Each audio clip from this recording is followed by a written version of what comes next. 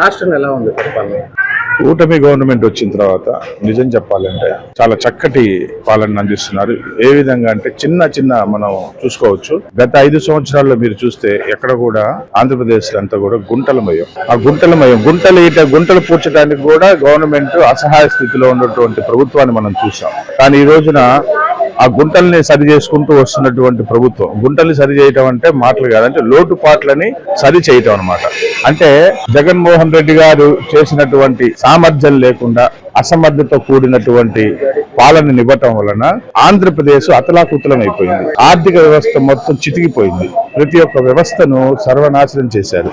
ఎందుకంటే వాళ్ళకి తెలియదు, పాలన తెలియదు. ఇప్పుడు కూడా వాళ్ళ మాటలు చూస్తుంటే ఎలా ఉన్నాయంటే, ఎవరైనా సరే ఒక తప్పు చేస్తే ఆ తప్పును సరిదిద్దుకొని మళ్ళా ముందుకు ఎలా వెళ్ళాలని ఆలోచిస్తారు. ఇది ప్రజాస్వామ్యంలో జరిగే పద్ధతి. కానీ వీళ్ళు ప్రజాస్వామ్యాన్ని గౌరవించరు, ప్రజల మీద ప్రేమ చూపించరు, ఎంతసేపటికి అధికార కాంక్ష.